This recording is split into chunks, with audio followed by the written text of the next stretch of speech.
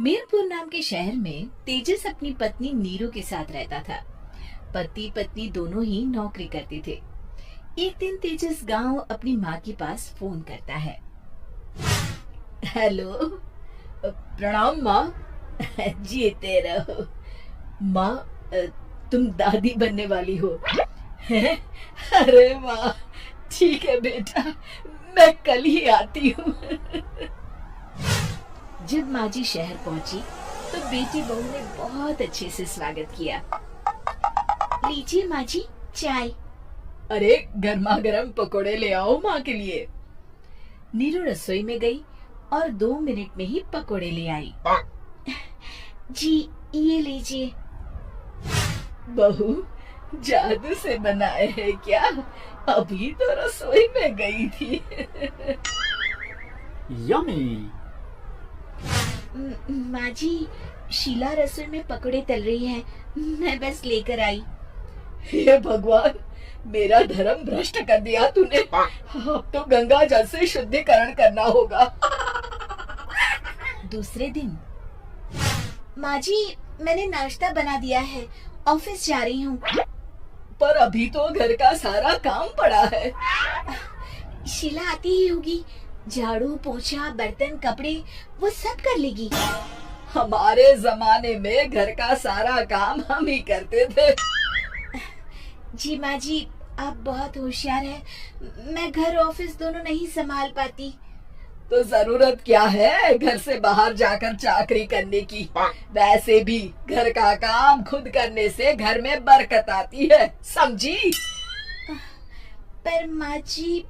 अरे वारा कुछ नहीं, इस महीने की पगार मिले फिर ऑफिस बंद है। हाँ। रात को नीरू तेजस से कहती है, सुनिए जी, माँ जी बोल रही थी कि मैं नौकरी छोड़ दूं। वैसे ठीक ही तो है, अभी तुम्हें आराम की जरूरत है।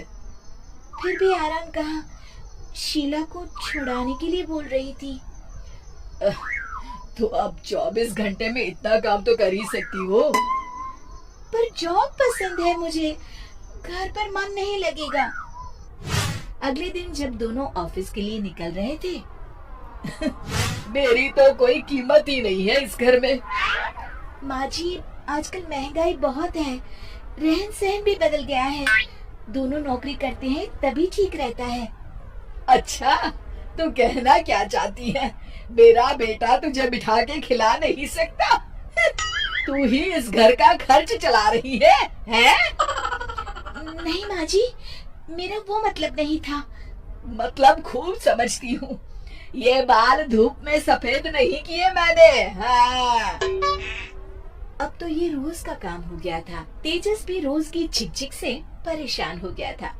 एक दिन उसने कहा, नीरू, वैसे भी तुम्हें मैटरनिटी लीव मिलने वाली है, तो अभी से ही छुट्टी ले लो। पर क्या, मेरी सैलरी अच्छी खासी है। आखिर नीरू ने रिजाइन कर दिया। जब बच्चा हुआ तो घर में सब बहुत खुश हुए। कुछ दिनों बाद तेजस फाइल देख रहा था। क्या हुआ तेजस, कुछ परेशान लग रहे हो? अब हाँ, वो हमारी जितनी सेविंग्स थी वो तो हॉस्पिटल में और छठी के फंक्शन में खत्म हो गई है नीरू। और अभी वैसे मंदी चल रही है तो मैं बोल रही थी कल मुन्ना को हेपेटाइटिस का टीका लगवाना है। नीरू, क्या पोस्टपोन नहीं कर सकते? नहीं जी, बिल्कुल नहीं। अब तेजस को समझ में आ रहा था कि उससे गलती हुई है। पैसों की कमी का असर घर के माहौल पर भी पड़ रहा था। अगले दिन, बेटा मेरा चश्मा और ये दवाइयाँ ले आना, पर्चा देते हुए माँ जी ने कहा। जी। तेजस, मुन्ना के लिए दूध का डिब्बा और डायपर भी ले आना, और ये किराने के सामान की लिस्ट है, इसे भी लाना है। तेजस गुस्से में लिस्ट मरोड़कर फेंकता है और चिल्लाता है, पैसे क्या पेड़ पर उगते हैं? ये ले आना, वो ले आना। अरे पर ये जरूरत का सामान ही है। वो गुस्से में बिना कुछ कहे ऑफिस चला गया। अरे अरे लंच तो ले जाइए। नीरू दौड़कर डिब्बा पकड़ाती है एक दिन खाना खाने के बाद, नीरू, अब तो मुन्ना कुछ बड़ा हो गया, तो अब तुम वापस ज्वाइन कर लो ना जॉब। पर इस रिसेशन में जॉब मिलना बहुत मुश्किल है। ट्राई तो करो। फिर मुन्ना? माँ जी है ना, और एक फुल टाइम मेड भी लगा लेंगे। पर माँ जी, उन्हें तो पसंद नहीं।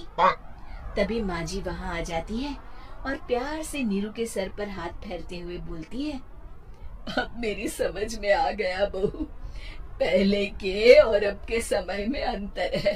तुम काम शुरू करो, मुन्ना की जिम्मेदारी मेरी। मेरी प्यारी माँ जी। ये कहकर नीरू उनके गले लग गई। शिक्षा, परिवर्तन संसार का नियम है, हमें भी समय के साथ चलना चाहिए। उम्मीद है कि आपको हमारी ये कहानी पसंद आई होगी।